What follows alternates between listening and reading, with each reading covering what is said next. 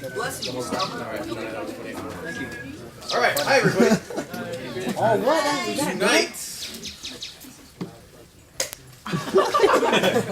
Tonight is the last lesson of the school year.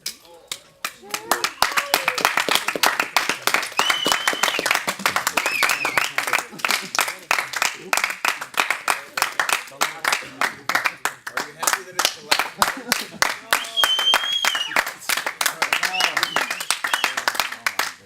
That was funny in September.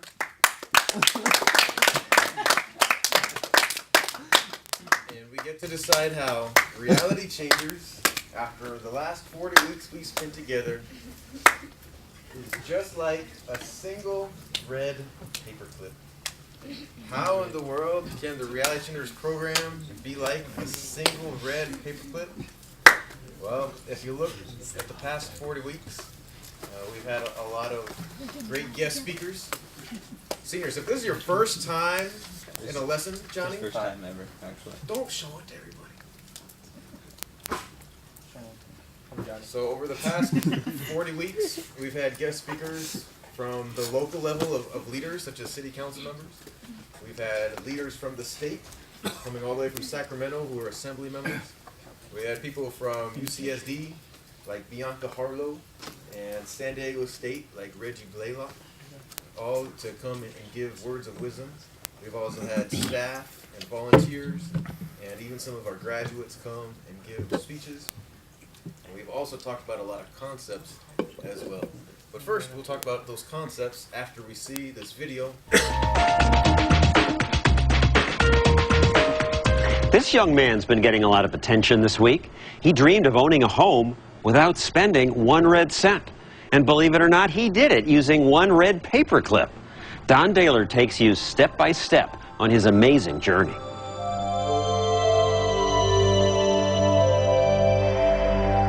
I embarked on an adventure, and that paperclip symbolically holds it together. And it's really easy to remember. One red paperclip. For Kyle McDonald, it's a simple question. What is one red paperclip worth? The answer is more complex and more inspiring than anyone could ever imagine. At 26, Kyle has blazed a new trail in trading on the internet from his computer in Montreal, Canada. Starting with a single red paperclip, he wondered, was it possible to make enough trades to eventually get a house? His inspiration was a childhood barter game called Bigger and Better. Wow, it'd be cool if, instead of getting the job to buy the house, if I just played Bigger and Better until I actually traded up to a house. And that's when I looked down at my desk and saw one red paperclip and said, I'll start with that. Putting his job as a salesman on hold, Kyle placed an ad on Craigslist, a website that allows people to trade something they don't want for something they do want. It didn't take long for two young women from Vancouver, Canada, to stumble across his listing. So I was just like, hey, Ronnie, check this out. Like, this guy wants to trade a paperclip. Like, what can we trade him? Like, what do we have? And as soon as I got the call, I'm like, wow, this is going to be fun. I'm going to make some trades. People actually want to do this. So the first object that you traded for was what? First thing I traded for was a pen shaped like a fish. 2 days later, Kyle traveled to a convenience store parking lot to trade his one red paperclip. He then swapped the fish-shaped pen to a woman in Seattle, Washington, who gave him a tiny doorknob with a smiley face. The doorknob was traded to a man in Amherst, Massachusetts, for a camping stove. What had started as a game was now taking on a life of its own, so he created his own website, OneRedPaperclip.com. Did you ever get kind of wacky offers? I probably get about 5 really weird ones a day. But legitimate offers also began coming in. He found a Marine sergeant in California who needed the camping stove and traded for a generator. 2 days later, a local radio DJ named Michel Barrette said, I need to get in on this. I'll offer you my snowmobile. So Kyle, who is now a celebrity, traded for the snowmobile. I can't wait to take it for a spin, but I really can't wait to trade it again. Then he was interviewed on Canadian national television, where he announced he would consider almost any trade, except one. I will go anywhere in the world except for Yak, British Columbia. So I thought, well, It's safe. No one's ever going to make an offer from there anyways. Woke up in the morning, the phone rang. Hi, Kyle, my name's Jeff. We want to make you an offer. And I'm like, oh, great, cool. And he's like, our offer is we want to bring you to Yak. So he's here and he's got a snowmobile, but you... So Kyle traded the snowmobile for a weekend in Yak in the Canadian Rockies, population 200. There's the keys. Snowmobiles are yours? He traded that for a small panel truck and then a recording studio contract. Then he met a young singer-songwriter named Jody Gannant, who desperately wanted to record her music. It's smoking, no joking. And with this trade, Kyle began to realize something very special was going on, that he was not only bartering for a house, but that he was in the business of granting wishes. So what did you offer? I offered 1 year of free rent in a one-bedroom apartment in lovely downtown Phoenix. So I ended up calling Kyle. She said, I really want that recording contract. This is my opportunity to get my album done. You know, her personality came through over the phone. I said, done. Double bid. So Kyle made the trip to meet Jody, with a legion of media following his every move, as he exchanged the recording studio contract for the keys. And the keychain. People said, you got your house. You know, you've made it to this house. And I was like, well, it is a house, but I only have it for 1 year. I'm going to keep going till I own a house. And it was at this point that Kyle met a woman named Leslie Krieger, a friend of Jody's, who wanted the 1 year's free rent so she could save some money. Leslie was about to make an offer that would launch One Red Paperclip into a whole new level of exposure. And she says, what I would like to do is get you to hang out for an afternoon with my boss. I said, who is your boss? And she goes, Alice Cooper.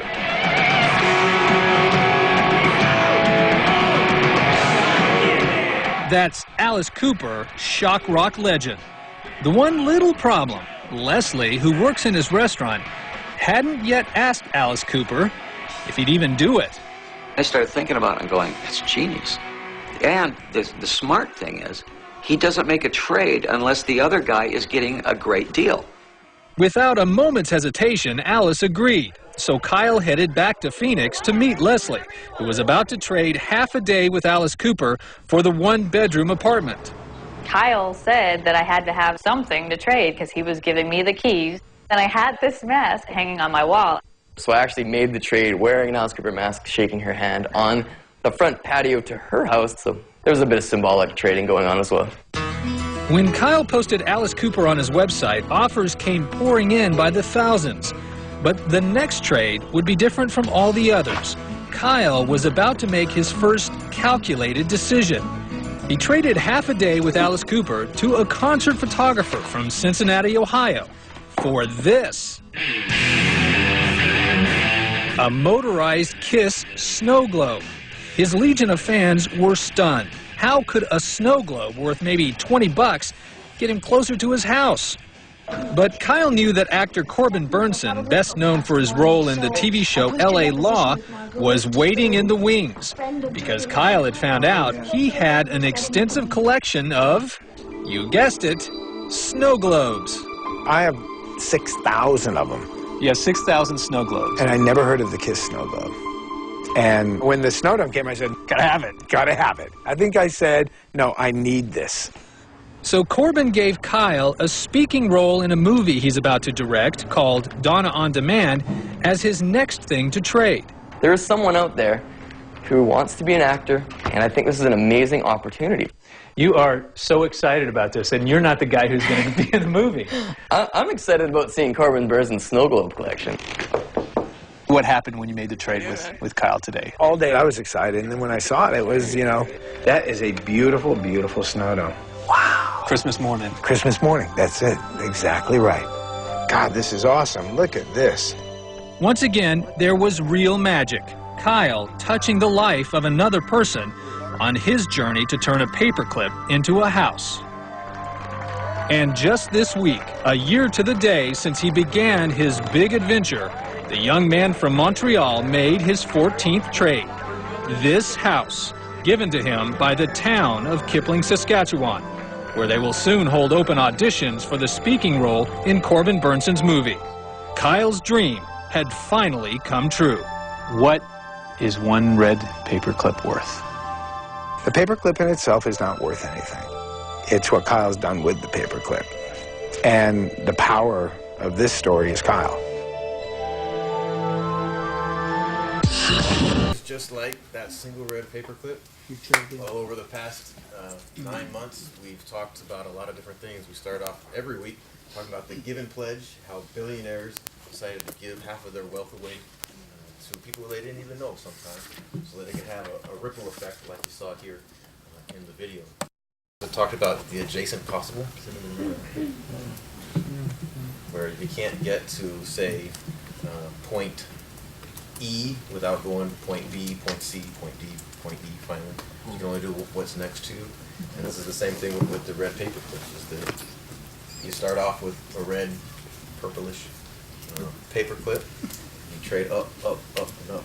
And within a year, our buddy in the video was able to get an entire house. So you're sitting here at Reality Changers. Somebody gave you the opportunity to have a red paperclip being here in this program. But being here in this program, what's worth being here in this program? As the actor Corbin Burnson said at the very end, a red paperclip is worth nothing by itself. And same way, being in Reality Changers is worth nothing by itself, unless you trade it up for something. If you're here, you have the opportunity to go to Academic Connections this summer. If you didn't get the grades to go, well, why didn't you make the trade? Imagine what you could have traded that for next. Not after that. If you did make the trade, imagine what does come next.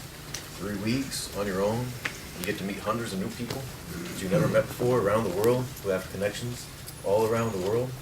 They're going to take you to the next step and come back the year after that, the year after that. Pretty soon you trade up. You go from Academic Connections to the real deal. It's no big thing. It's a worthwhile trade. You know what to expect. You've been to college once, twice, 3 times already. It's just the next simple trade up. Then you go to college, you get your diploma, and what do you trade that for? A job. Job, career, move up even more. You have your career, and what could you trade that for? Financial security, support your family, support your future family, be in a position to give back, not just with your time, but also with some of your resources. And you give back, and you can trade up again, have more and more resources, just like a lot of the tutors have here. They couldn't be here today unless they made a trade. They have all given up something to be here with us today. They're getting phone calls all the time. They could be here.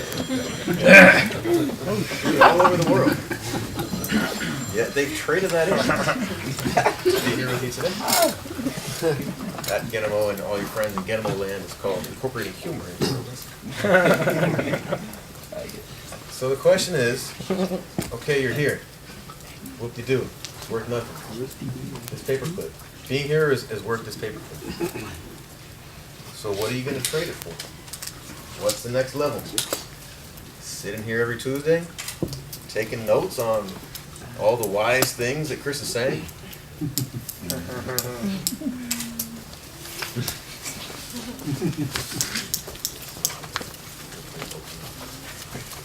It's okay, it's too late. Right now. But you're here and it doesn't mean anything. It only matters what you trade for. We're giving you an opportunity to trade. And you could be trading for snow globes. You could be trading for a house. You could be trading for pens that don't click. Anything you want could be yours. We've shown that to you time and time again. We brought in speakers that come from nothing and have gained everything in this whole world that the whole world could offer. But only because they decided to make the trade. By doing that, they have to be able to have something to offer. You're all chosen to be here because we think you have something to offer.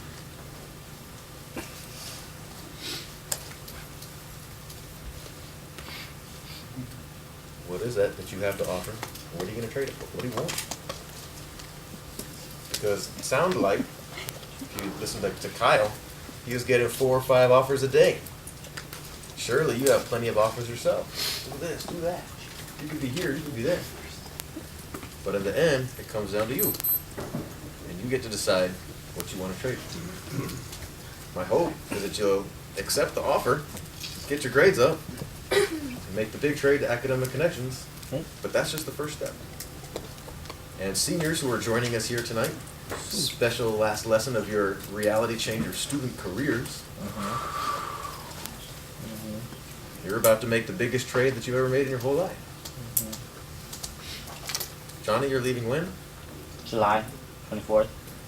So basically, if we pretend that this is June already, that's next month. Yes. Everybody else in 2 or 3 months. That's it. You get to trade up. Trade it. So my hope for you is that when you have this offer of being here, that you think, okay, what do I turn this into? Because this may be the last lesson of the year. This may be the last lesson of your student careers, but you get to trade it for something bigger, better, and greater than you could have ever imagined. But you can only get there step by step by step by step. That's all I have for you tonight. But there's plenty more trades to make. So here's the game plan for the rest of the night. We know it's close to the end of the school year. I want to give you a ton of study time. At the end of the night, though, guess what? We're all getting a tan because it's Tutor Appreciation Night. T-A-N. That's right, tutors. And so, I know. And so, at 8:40, so we'll still have over an hour and a half to study. At 8:40, we'll be coming back here. Room captains, who are you? You gotta trade back. Alright, room captains, you know what to do. So make sure that when we come back here, we're ready to appreciate all of our tutors who have traded up to be here. Alright, 30 seconds, get studying, and I'll see you back here.